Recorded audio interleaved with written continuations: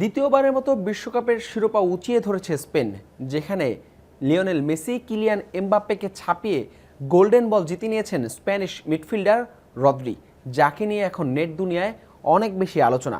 বিশেষ করে আর্জেন্টাইন ভক্তদের প্রশ্ন, কিভাবে রদ্রি কোনো গোল কিংবা অ্যাসিস্ট না করেই তিনি গোল্ডেন বল পেলেন মেসিকে ছাপিয়ে। বিশ্বকাপের ফাইনালের একদিন আগে যমুনা টেলিভিশন একটা প্রতিবেদন করে, যেখানে বলা হয়েছিল যদি আর্জেন্টিনা চ্যাম্পিয়ন হয় তবে নিঃসন্দেহে গোল্ডেন বলটা পেতে যাচ্ছেন লিওনেল মেসি, আর যদি স্পেন চ্যাম্পিয়ন হয় তবে সেই গোল্ডেন বলের দৌড়ে সবচেয়ে এগিয়ে থাকবেন রদ্রি। কিন্তু কেন? তার আগে জানাতে চাই কিভাবে গোল্ডেন বল বিজয়ী নির্ধারণ করে ফিফা। গোল্ডেন বলের ক্ষেত্রে গোল কিংবা অ্যাসিস্ট কখনোই মুখ্য না। গোল অ্যাসিস্টের চেয়ে কিভাবে মাঠে একজন খেলোয়াড় তার দলের জয়ে ভূমিকা রাখছেন, তিনি কতটা সফলভাবে পাস দিচ্ছেন, মাঠে প্লে মেকিংয়ে তার অবদান কতটুকু, সেটাই মূলত মুখ্য। বিশ্বকাপের প্রতিটা ম্যাচে নজর রাখার জন্য ফিফা একটা বিশেষ প্যানেল তৈরি করে, যার নাম হচ্ছে টেকটিক্যাল স্টাডি গ্রুপ বা টিএসজি, যেখানে সাবেক নামি দামি ফুটবলার, কোচ থেকে শুরু করে ফুটবল এক্সপার্টরা থাকেন।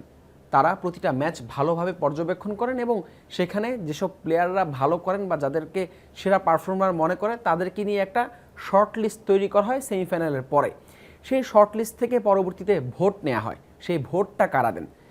বিশ্বজুড়ে এই ইভেন্টটা, এই বিশ্বকাপটা কাভার করতে আসা অ্যাক্রিডিটেশন পাওয়া, ফিফার অ্যাক্রিডিটেশন পাওয়া যেসব সাংবাদিকরা আছেন তাদের ভোট নেওয়া হয় এবং একই সঙ্গে ফিফার টেকনিক্যাল কমিটির যারা মেম্বার আছেন তারা এক্ষেত্রে এই শর্ট লিস্ট থেকে ভোট দিয়ে থাকেন, যে ভোটের ভিত্তিতে পরবর্তীতে গোল্ডেন বলের বিজয়ী নির্ধারণ করা হয়। এবার আসি এই গোল্ডেন বল দেওয়ার ক্ষেত্রে ফিফা কি বিষয় বিবেচনায় নেয়। প্রথমত হচ্ছে ম্যাচ ইমপ্যাক্ট। ম্যাচের দলের জয়ের ক্ষেত্রে উক্ত খেলোয়াড়ের বা সেই খেলোয়াড় কতটা ভালো খেলেছেন, তার অবদান কতটুকু, সেটা প্রথমে আমলে নেওয়া হয়। দ্বিতীয় হচ্ছে কনসিস্টেন্সি। গ্রুপ পর্ব থেকে শুরু করে নকআউট, সেমিফাইনাল, এমনকি ফাইনাল পর্যন্ত একজন খেলোয়াড় তিনি কতটা ধারাবাহিকভাবে দলের জয়ে পারফর্ম করতে পেরেছেন, তিনি কতটা অবদান রাখতে পেরেছেন, সেটা বিবেচনা করা হয়। এবং 3 নাম্বার হচ্ছে ট্যাকটিক্যালি কতটা তিনি সফল। কোচের কৌশল বাস্তবায়ন, পাসিং অ্যাকুরেসি, বল রিকভারি সব মিলে ম্যাচে তার সাফল্যটা কতটুকু, সেটা ট্যাকটিক্যালি কতটুকু সফল তিনি, সেটা বিবেচনা করা হয়। এখন প্রশ্ন হচ্ছে লিওনেল মেসি তাহলে কেন নয়, কেন রদ্রি গোল্ডেন বলটা পেলেন? এবারের বিশ্বকাপে রদ্রির পারফরমেন্সের পরিসংখ্যানটা দেখা যাক। তিনি ফাইনাল পর্যন্ত 8 ম্যাচ খেলেছেন, যে 8 ম্যাচে 828 বার তিনি বল টাচ করেছেন, যেখানে 729টা তিনি পাস দিয়েছেন আর 692টা ছিল তার মধ্যে সফল পাস।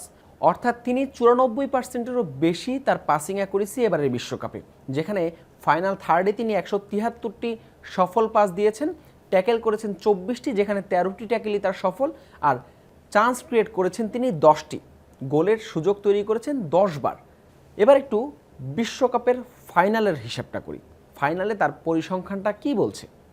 ফাইনালে রদ্রি 99 মিনিট খেলেছেন, যেখানে 116 বার তিনি বল স্পর্শ করেছেন, এর মধ্যে 99টা পাস তিনি দিয়েছেন, আর তার মধ্যে 93টাই ছিল সফল পাস, অর্থাৎ তার পাসিং অ্যাকুরেসিও এখানে প্রায় 94%। ট্যাকেল করেছেন 2টি, 3 বার তিনি ফাউলের শিকার হয়েছেন, আর একবার তিনি প্রতিপক্ষের গোলবারে শট নিয়েছেন।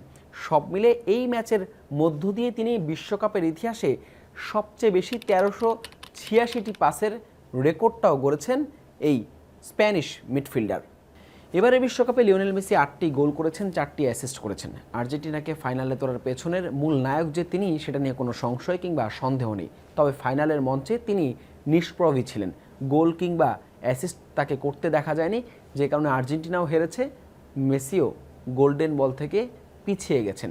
বিপরীতে রদ্রি ফাইনালের মঞ্চে যেভাবে পারফর্ম করেছেন, ট্রফি উঁচিয়ে ধরার পেছনে গুরুত্বপূর্ণ একটা ভূমিকা পালন করেছেন। শুধু ফাইনালে নয়, পুরো বিশ্বকাপেই তিনি যেভাবে বল হোল্ড করেছেন, ট্যাকেল করেছেন, সফল পাস দিয়েছেন, পাসের রেকর্ড গড়েছেন বিশ্বকাপের মঞ্চে, এমনকি স্পেনকে বিশ্ব চ্যাম্পিয়ন করার পেছনের গুরুত্বপূর্ণ অবদানটাও তিনি পালন করেছেন, যে কারণে গোল্ডেন বলটাও শেষ পর্যন্ত তিনি হাতে পেয়েছেন। ফিফার নিয়মে কোথাও বলা নেই চ্যাম্পিয়ন দল থেকেই গোল্ডেন বল দিতে হবে, বা গোল্ডেন বলের ক্ষেত্রে চ্যাম্পিয়ন দলকে কোনোভাবেই ফেভার করা হয় না। এর আগে আমরা 2014 সালে দেখেছি আর্জেন্টিনা রানার্স আপ হয়, যেখানে লিওনেল মেসি গোল্ডেন বল জিতেছিলেন। 2018 বিশ্বকাপে ক্রোয়েশিয়া রানার্স আপ হয়েছিল, যেখানে লুকা মদ্রিচ তিনি গোল্ডেন বল জিতেছিলেন।